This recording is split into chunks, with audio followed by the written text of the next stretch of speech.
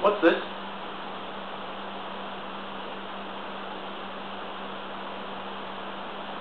I'm not really going to talk about it. I mean, heart attack, McDonald's loses its health tick.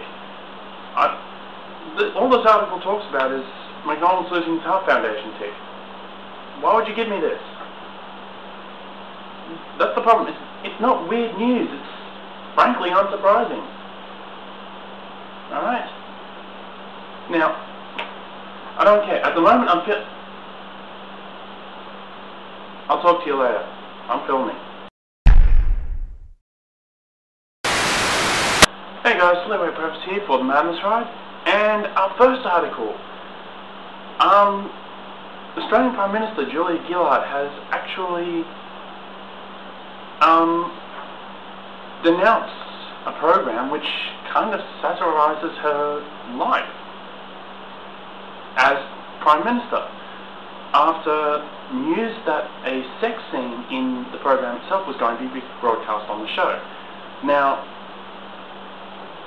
the show, which broadcasts on the Australian Broadcasting Corporation, is called At Home with Julia, and the scene in question has her and her boyfriend, Tim Matheson, having sex on the floor draped in the Australian flag. Now, apparently the PM's she's angry about this, obviously, and I actually honestly find it quite funny. But as far as I know, the program itself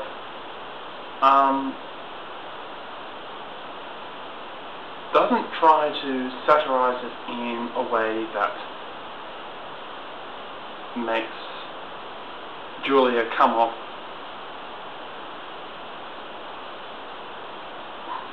well. They try and do it with a fair bit of respect. Alright?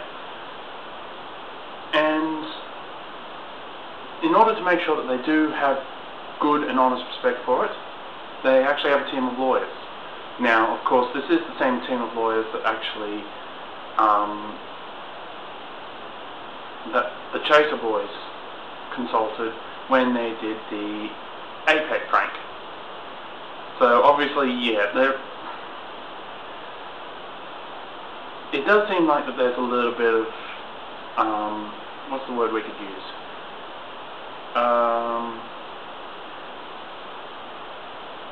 Disconnect between what the lawyers say they can get away with and what they actually do get away with. Alright? Again, think about the APEC prank that they had in 2007, I think it was. But just the same, alright? The show is supposed to satirise Julia's life in a way that makes it a little bit comical, but also pays it some respect. And without doubt, they do try their hardest. Alright, so the sex scene itself may be seen as I suppose we could kind of call it a momentary lapse of reasoning. And anyhow, there's probably a good number of people in Australia that actually have the Australian flag as part of their bedding anyhow. So, yeah, it can be interpreted in about 1,000 different ways. Alright, so when the actual scene comes on the set, I'll actually talk about it. But for now, yeah, I'll just let it slide. Okay, our next article, well, it looks like it comes from England, and especially two English universities, or European universities, I should actually say, Nottingham-Trent and Stockholm. And it talks about something called game transfer phenomena. And if you're wondering what that is, allow me to express this in terms which Generation Y and Generation Z, mainly, well, my generation at least, are probably more familiar with. A suppose another way you could look at it is as being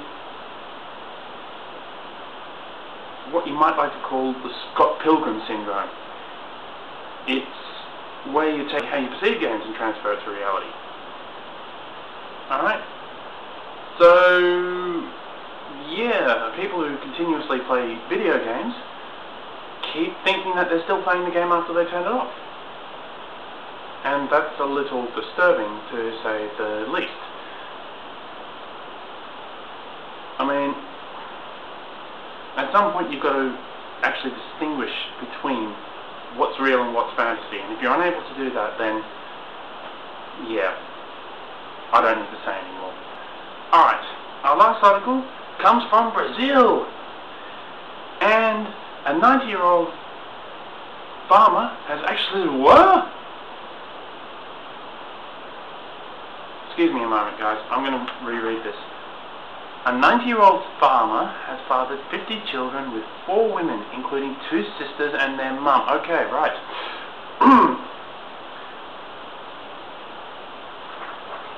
Article below. I'm not going to read any more of that. Okay. Today's question, guys. How much time do you spend playing video games, and do you think it impairs your ability to tell the difference between reality and fantasy? Leave your responses in the comment section below. If you want to read any of the articles, including the one which I rejected right at the start of the movie, sorry, start of the video, they're down below. I'm Lee Previs. This is the Madness Ride. I'm going to wash my brain out with soap. I'll see you guys Friday.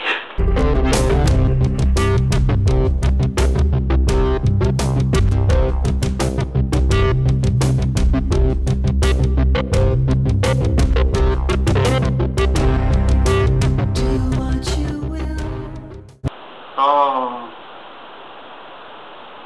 I did not need to know that. I so did not need to know that.